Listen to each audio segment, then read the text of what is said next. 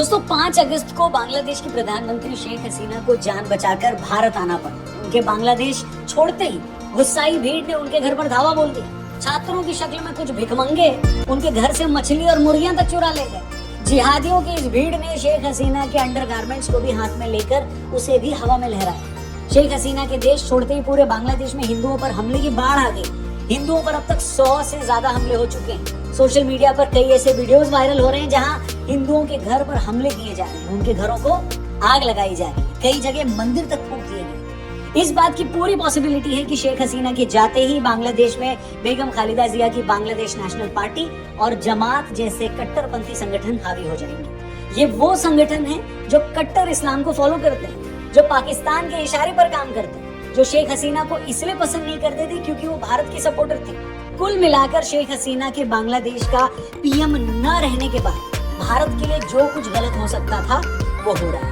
वहाँ की 1,30,00,000 हिंदू पॉपुलेशन खतरे में आ गई है। बांग्लादेश की कमान कट्टरपंथियों के हाथों में चली गई है। बांग्लादेश से लगने वाले भारत के 5 राज्यों की सिक्योरिटी भी खतरे में आ गई है। मगर बावजूद इसके भारत में बहुत सारे लोग शेख हसीना की बांग्लादेशी पीएम न रहने का ऐसे जश्न मना रहे हैं जैसे किसी बांग्लादेशी रिक्शे वाले की भारत में 5 करोड़ की लॉटरी लग गई है। वाह। शेख हसीना के बांग्लादेश का प्रधानमंत्री न रहने पर इन कुकुर मुत्तों की फौज क्यों खुश है, उस पर तो मैं बाद में आऊंगा। पहले हम ये समझ लेते हैं कि शेख हसीना के बांग्लादेश का पीएम न रहने पर भारत को क्या क्या नुकसान है। इसलिए वीडियो पूरी देखिएगा और ये वीडियो पसंद आए तो इसे और भी लोगों तक पहुंचाइएगा, शेयर जरूर करिएगा। बांग्लादेश में कट्टरवादी ताकतों को हमेशा से इस बात की चिढ़ रही है कि शेख हसीना भारत के इतना क्लोज क्यों है। 2019 से लेकर अब तक शेख हसीना और भारतीय प्रधानमंत्री नरेंद्र मोदी 10 बार मिल चुके हैं। सिर्फ इस साल ही शेख हसीना 3 बार भारत आ चुकी है। जुलाई में ही $1 बिलियन के रिवर डेवलपमेंट प्रोजेक्ट के लिए शेख हसीना ने चीन की बजाय भारत को तरजीह दी। भारत और बांग्लादेश के बीच 5 राज्यों में 2200 किलोमीटर का बॉर्डर लगता है। ये वो बॉर्डर है जहां से घुसपैठिए और टेररिस्ट एलिमेंट्स लगातार भारत में घुसने की कोशिश करते रहते। शेख हसीना के पीएम रहते इन एलिमेंट्स पर प्रेशर बना हुआ था। पाकिस्तान की आईएसआई और जमात जैसे कट्टरपंथी संगठन भारत के दोस्त शेख हसीना को कभी भी पसंद नहीं करते थे। सिक्योरिटी एजेंसीज को इनपुट मिली कि पाकिस्तान की आईएसआई और उनके स्लीपर सेल्स शेख हसीना को कमजोर करने के लिए लगातार ढाका में काम कर रहे थे। इस काम के लिए जमात को आईएसआई से मोटा पैसा भी मिला था। और आज जब शेख हसीना देश छोड़ चुकी है तो जमात जैसे कट्टरपंथी इस्लामिक संगठन और बांग्लादेश नेशनल पार्टी जैसी एंटी हिंदू पार्टियां बांग्लादेश में मजबूत होंगी। रिवर प्रोजेक्ट भारत को देने के बाद से चीन भी शेख हसीना से खुश नहीं था। ये भी खबरें हैं कि अमेरिका भी लगातार बांग्लादेश से ये कह रहा था कि वो उसे अपनी समुद्री सीमा में आर्मी बेस बनाने के लिए जगह दे। और जब बांग्लादेश ने ऐसा करने से मना कर दिया तो अमेरिका भी काफी नाराज हो गया। उसी वक्त से अमेरिका की डीप स्टेट अपने काम में लग गई थी। इस साल जब शेख हसीना फिर से पीएम बनी तो अमेरिका ने बांग्लादेश में हुए इलेक्शन की फेयरनेस पर सवाल उठा दिया। मतलब चीन से लेकर अमेरिका और पाकिस्तान से लेकर खुद बांग्लादेश की कट्टरपंथी ताकतें शेख हसीना के खिलाफ थी। मगर शेख हसीना ने इस दौरान भारत से रिश्ते कमजोर नहीं किए। इतने प्रेशर के बावजूद वो अपने ही देश की कट्टरपंथी ताकतों के आगे नहीं झुकी। इसलिए अगर आज शेख हसीना बांग्लादेश की पीएम नहीं रही तो सबसे ज्यादा फिक्र भारत को ही होनी चाहिए और इसका सबसे ज्यादा नुकसान हमें ही हुआ। मगर जैसे कि मैंने कहा, फिर भी बहुत सारे कुकुर मुत्ते इस बात पर ऐसे ताली बजा रहे हैं जैसे कोई छपरी लौंडा बारिश में किसी लड़की के स्कूटर से गिर जाने पर खुश होता है। गजब बेइज्जती है। और ये लोग इस हद तक खुश हैं कि ये जिहादी शेख हसीना के घर सामान भी चोरी कर रहे हैं और उनके अंडरगारमेंट्स को हवा में लहराकर एक औरत की बेइज्जती भी कर रहे हैं। तब भी बहुत सारे टीवी से बेरोजगार हुए एंकर्स इसे क्रिटिसाइज करने की बजाय इसे भीड़ की शक्ति बता रहे हैं। मतलब यही भीड़ मंदिरों में आग लगा रही तो इन्हें नहीं दिखता, यही भीड़ हिंदू बस्तियों को तबाह कर रही है, ये भी इनको नहीं दिखता। बांग्लादेश में आज हर जगह हिंदू बच्चियों और औरतों के साथ गलत हरकतें हो रही हैं। ये सब भी इनकी मोतियाबिंद आंखें नहीं देख पा रही हैं। मगर ये ऐसे अकल के दुश्मन हैं कि भीड़ की हिंसा में उसकी शक्ति देख रहे हैं। ये वो ढीठ हैं जिन्हें अपने मालिक के पादने में भी आलाप सुनाई देता है। बताइए कौन है ऐसा बेरोजगार एंकर? क्या लगता है आपको? कमेंट करके जरूर बताएं। फिलहाल बात करते हैं बांग्लादेश के हालात। शेख हसीना के बांग्लादेश का पीएम न रहने पर खुशी के मारे अपने कपड़े फाड़ लेने वाले इन गैंडुओं का कहना है एक सेकंड, मैंने ज्ञान बोला, गैंडू का कहना है कि शेख हसीना के जाने पर हम इसलिए खुश हैं क्योंकि वो डिक्टेटर थी। शेख हसीना के जाने पर हम इसलिए खुश हैं क्योंकि उसने नौकरियों में आरक्षण दिया था। शेख हसीना के जाने पर हम इसलिए खुश हैं क्योंकि उसने गलत तरीके से इलेक्शन करवाया। अब मैं पूछता हूँ, क्या इसमें से किसी भी बात में कोई सेंस है?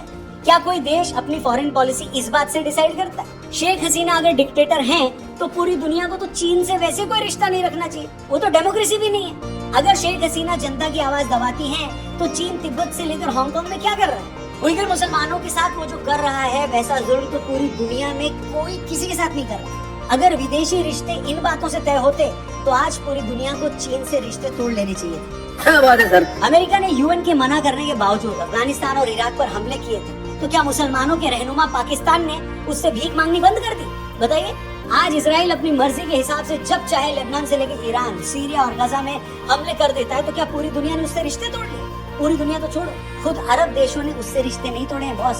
ये है रियलिटी। इसलिए प्यारे मोहन, रिश्ता चाहे दो लोगों के बीच हो या दो मुल्कों के बीच, वो हमेशा आपसी फायदे पर टिका होता है। अगर शेख हसीना भारत के लिए सही है, भारत के हित को आगे रख रही हैं, अगर उनके पीएम रहने से भारत से लगे बांग्लादेश का बॉर्डर सेफ था, अगर उनके रहते बांग्लादेश के हिंदू सुरक्षित थे, तो भारत को बाकी बातों से क्या लेना देना?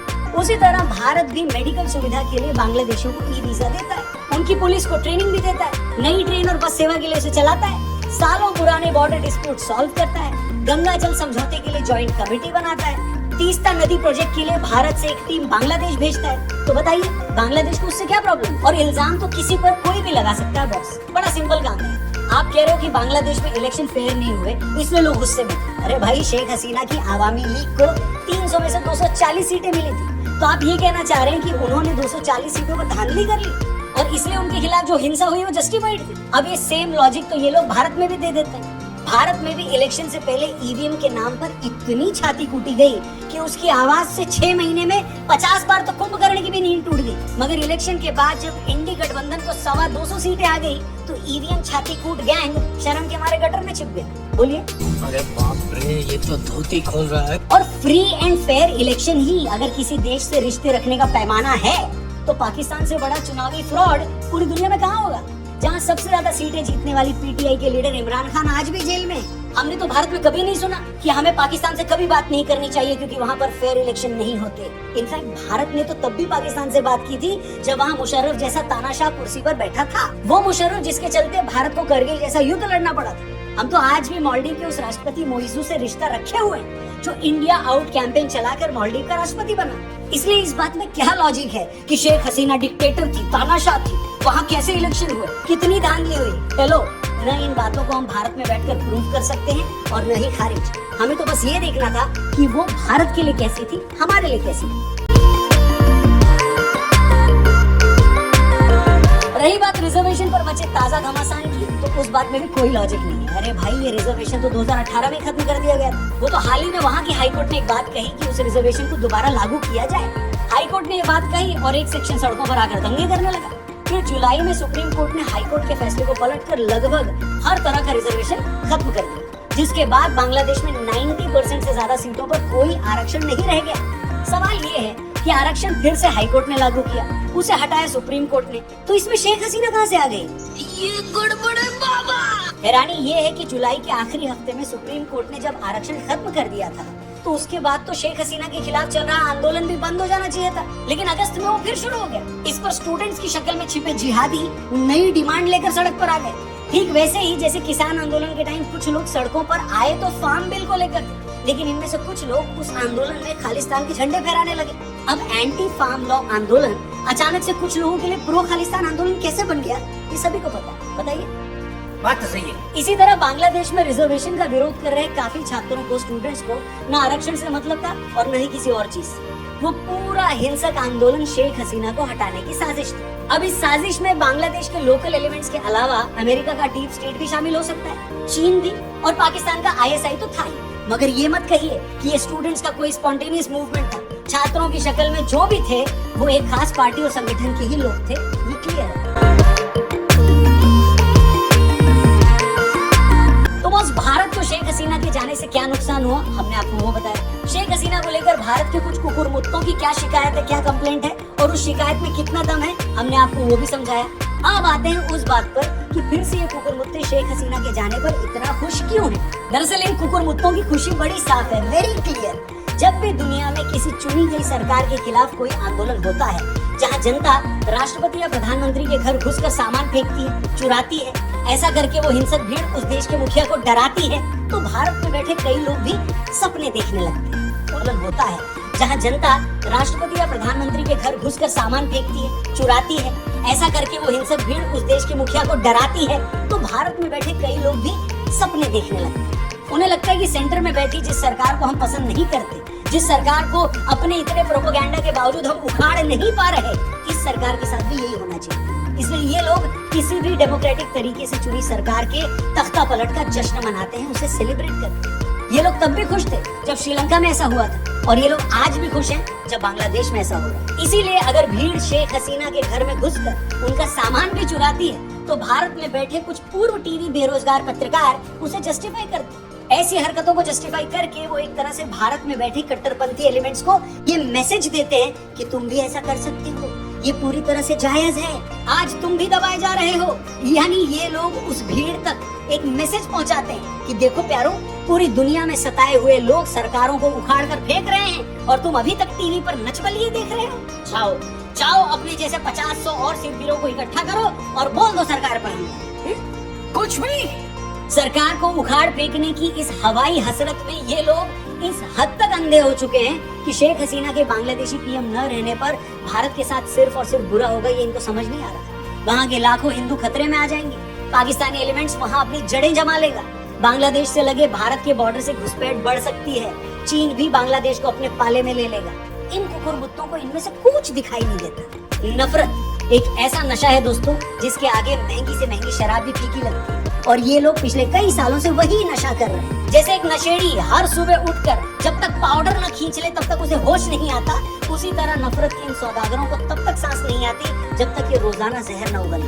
बाकी आपको क्या लगता है, हम भारतीयों को शेख हसीना के जाने का जश्न मनाना चाहिए? क्या उनका जाना हमारे लिए अच्छा है? और अगर अच्छा नहीं है तो जो लोग भारत में उनके जाने पर पेड़ की डालियों पर लटक कर बंदरों के साथ कैबरे डांस कर रहे हैं, वो इतना खुश क्यों है? आपकी इस पर जो भी राय है, जो भी ओपिनियन हो, कमेंट करके जरूर बताइएगा। और ये इंपॉर्टेंट वीडियो सब तक पहुंचनी चाहिए, इसलिए इसे भी जरूर शेयर करिएगा, अपने हर एक दोस्त तक पहुंचाइएगा इस वीडियो।